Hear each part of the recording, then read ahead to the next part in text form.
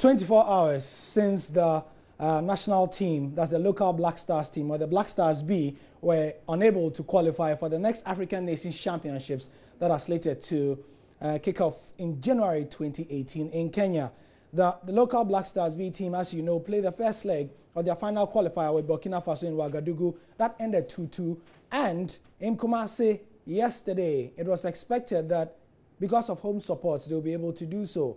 However, they lost and they were unable to go through. Let's go live to Kumasi to our partner station, Love FM, where my colleague Kofi Asare is at the moment. Kofi, thank you for your time.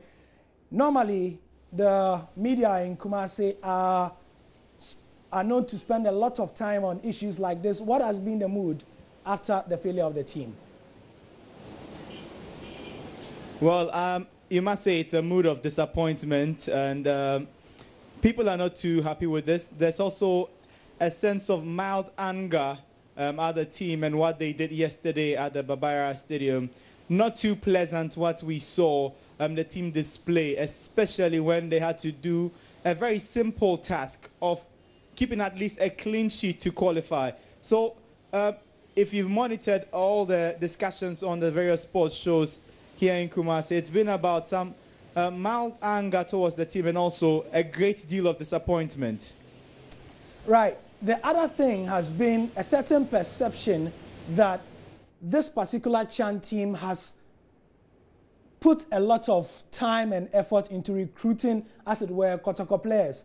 What is the perception like in Kumasi? Is it the same as well? Well, I would say it's far from that. And, you know, that discussion or that narrative was mostly championed by Hearts of Folk fans or people who are inclined to Accra Hearts of Folk. But then, to be very objective, you look at the Chan team that we saw, and you cannot say it was built around Kumasi Asante Kotoko. Definitely not.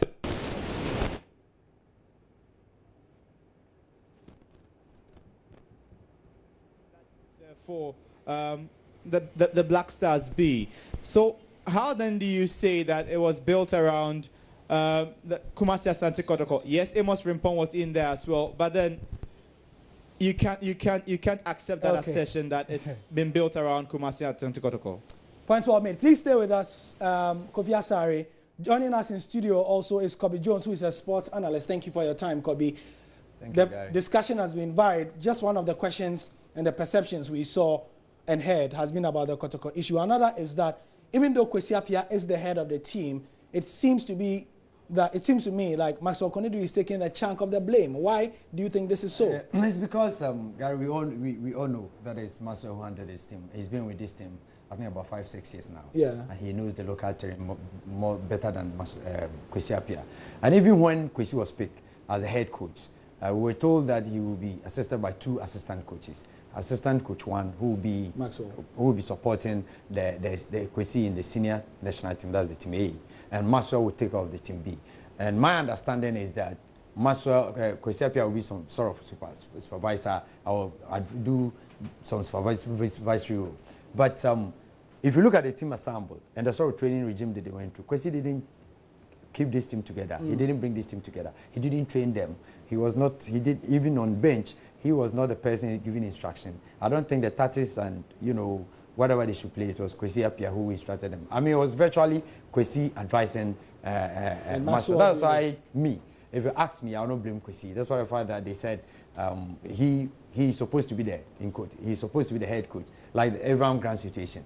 You understand? So, fine, you mentioned him, but Maxwell Konadu did everything. The call-up of the players, he been with the players in camp, I mean, Pram, everywhere is Maxwell Konadu. Okay. And that is why, even after the matches, post-match press conference, who did it? Is it the head coach or the assistant coach? Of course. Right. So that was his charges. Kofi, let me come to you in Kumasi as well. You've got the view from Kobe Jones here.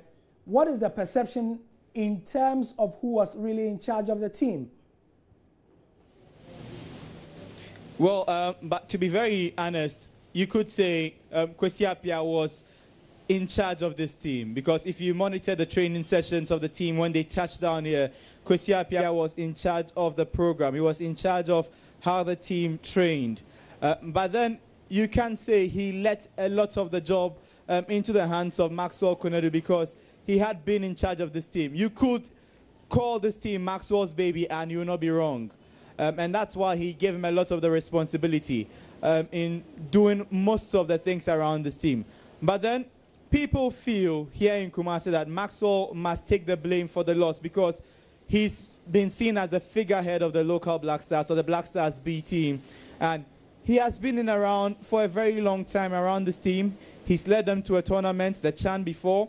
He was in charge when they failed to qualify.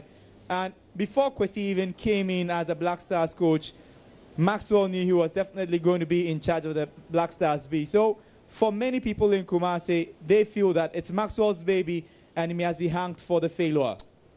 Finally, the question for you is, where do we go from here? What does this failure say about the Premier League? That's the Ghana Premier League.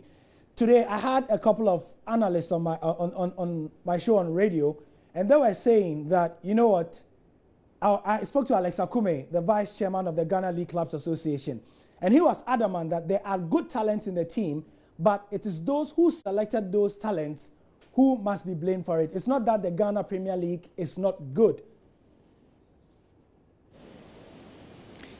Spot on, I agree. And for me, I think it's about selection and one more thing, attitude. And the question I put to Coach Maxwell yesterday after the game was what he made of the attitude of our players, especially knowing that we had a very simple task: keep a clean sheet and qualify. Yeah. And he, for example, he for instance, was not too excited about the attitude of our players after we conceded the first goal. It comes down to that. You could not see any sense of urgency in them. These are players who don't lack the talent. You look at the 11 that we had and you peg them against the Burkina base, and player for player, I think we had better players on any day. Our players could outsmart them. But then yesterday, the attitude was just poor. It was totally non-existent. But then talk of selection, I think we also did not do a very good job with that. We fielded a team where we had very little shield for our defense from midfield. And the excuse that was given, or the reason that was given, is that we wanted to play to our strength, because we had a lot of attacking-minded players who were on good form in the Ghana Premier League. Interesting. And for me, that doesn't wash. Right. Kofi Asare, many thanks for the comprehensive analysis from Love FM in Kumasi. We appreciate it. So, in studio, we finished with you. And we've talked about the Chan team, but we know there's another issue about the 2017 Ghana Open Taekwondo Championships. He's one of the organizers as well. So you switch your hat from football to Taekwondo. Tell us. Of course, we are in sports, so we need we need to help other sports to also grow. Taekwondo has been a sport.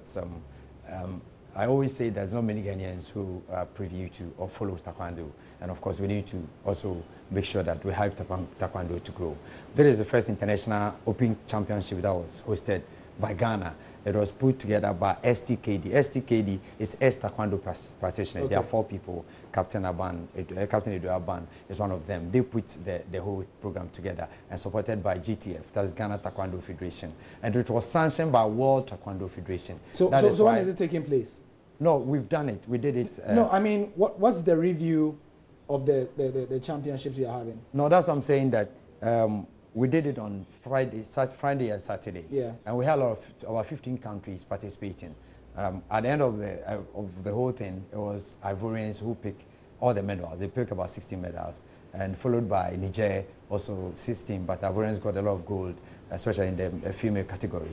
And Mali got the 3rd position. I mean, unfortunately for Ghana, we were fifth in this. So we thank Epsilon Security, because they sponsored. If Gary, you were able to come to the Accra Sport, you see the Haramani Hall. We've done everything, and it was sponsored by Epsilon Security Limited. They sponsored this tournament, and we are most grateful that Multimedia also supported us. Thank you very much, Kobe Jones. We appreciate your time. So that's the discussion on Taekwondo and then the Chan team. You can keep the discussion going. Join us later on the football show as we go more as we go deeper into the chant issue, I'm Gary Al Smith, that's the sport.